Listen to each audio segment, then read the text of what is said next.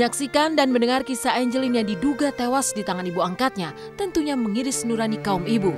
Bahkan kisah tragis Angeline tak hanya saat ajal menjemput. Hampir sebagian hidupnya setelah sang ayah angkat meninggal, Angeline diduga telah mengalami tindakan kekerasan baik fisik maupun psikis. Betapa tidak, Komnas Perlindungan Anak Aris Merdeka Sirait menyaksikan langsung betapa kotor, bau dan tak layak seisi rumah yang dihuni bocah berusia 8 tahun itu. Lebih mirip kandang hewan ketimbang kamar untuk seorang anak. Saya melihat memang kondisi tempat tidur dari Angeline itu ya sangat kondisinya sangat tidak baik dan tidak layak. Karena apa? Selain mengeluarkan aroma yang menusuk, yang seperti amis, dan bayangan saya itu menakutkan itu perasaan waktu itu menakutkan, bau dari kamar itu. Karena apa? Selain kamar itu misalnya sempit, tempat tidurnya spring bed juga acak-acakan, tidak berspray lagi gitu ya. Lalu saya tanya kepada Ibu Margaret, apakah Ibu tinggal bersama dengan Angeline? Dia bilang, saya tinggal bersama dan tidur di tempat ini bersama. Kenapa bisa tidur di sini? Karena tampilan Ibu Margaret itu adalah tampilan yang tidak mungkin tidur di situ. Situasinya bahwa selain itu tidak layak dihuni oleh siapapun, selain aromanya yang cukup sangat menyengat ya, dan itu bisa menjadi sumber penyakit menurut saya gitu. Di manakah nurani sang ibu angkat sebagai seorang ibu hingga diduga tega sampai memperlakukan Angeline seperti itu?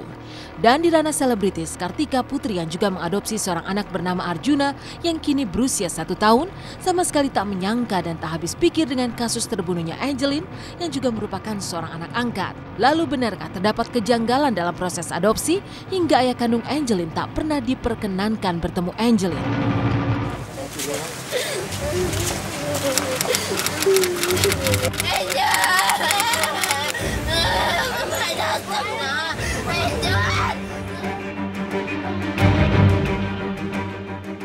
Ibu Margaret memberikan dokumen akte notaris kepada saya, lalu isinya saya sampaikan, yang isinya adalah bahwa ada pengangkatan anak yang dilakukan, transaksinya atau perjanjian yang dilakukan oleh orang tua kandung dari Angeline ketika sudah baru lahir 3 hari, lalu dibuatkan perjanjian lewat akta notaris.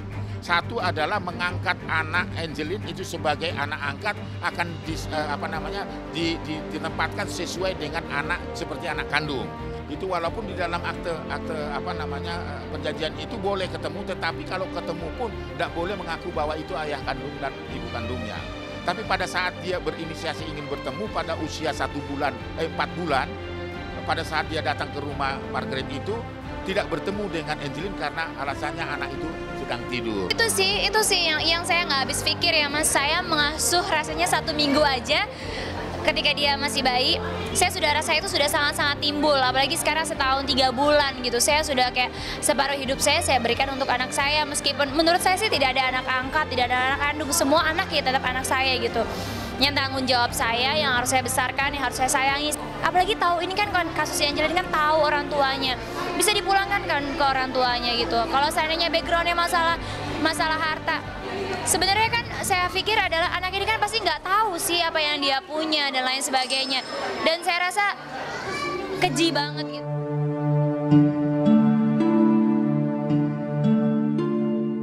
Di rumah yang seharusnya memberi rasa nyaman itu nyatanya tak berlaku pada Angeline.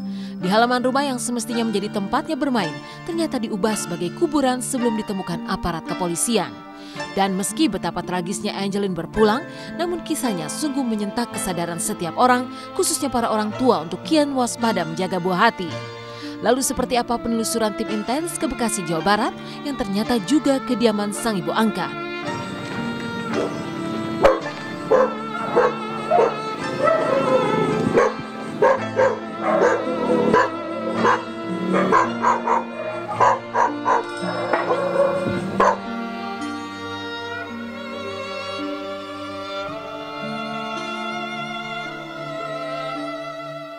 Dapat memang keluarga satu respon ya, Kira-kira kapan? 1-2 hari. 1-2 hari lagi. Teleponnya di rumah. Lagi cari tempat. Lagi cari tempat. Memang Ibu Margaret ini tercatat di kartu keluarga RT 08, RW 04. Begitu juga dengan nama Angeline juga sudah masuk dalam kartu keluarga Ibu Margaret. Itu diterbitkannya tahun 2008. Ini harus menjadi momentum pelajaran kepada keluarga besar Indonesia supaya berhati-hati dan ciptakanlah rumah sebagai sahabat anak, rumah yang enjoy, rumah yang betul-betul nyaman bagi anak. Makanya nggak habis pikir kenapa bisa berakhir seperti itu gitu. Kalau memang yang kata-kata tetangga dan sekolah, orang-orang sekolah yang bilang memang dia disiksa untuk, maksudnya bukan disiksa, untuk dipaksa kerja dan segala macam, dipukulin, kekerasan, kan itu kayaknya bukan manusia ya gitu. Saya sedih bahwa saya salah satu yang ngepost untuk, saya pokoknya kalau berita kehilangan, kalau di Instagram saya, di Twitter saya minta tolong di itu saya pasti, karena saya cinta banget sama anak kecil. Nah, ketika ternyata ini berbalik semuanya, saya sedih banget. Kalian yang tahu semuanya, masyarakat ini udah bukan hal yang tabu lagi bahwa masyarakat Indonesia tahu kalau saya sangat menginginkan seorang anak. Nah, ketika ini terjadi, saya murkanya minta ampun.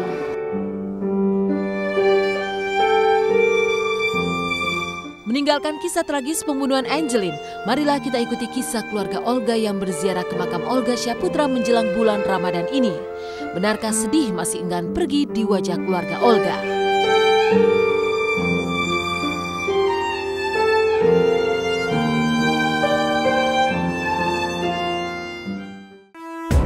Jelang Ramadan, keluarga berziarah ke makam Olga Syahputra. Kini, makam yang sudah dipugar itu terlihat rapi dan sama dengan makam-makam lainnya.